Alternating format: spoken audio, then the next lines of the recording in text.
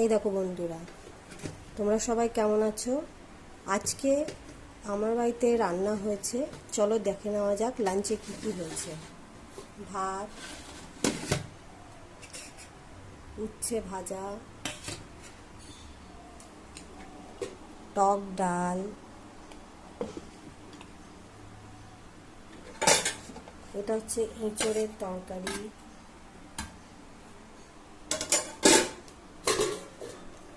দই দিয়ে কাতলা মাছ,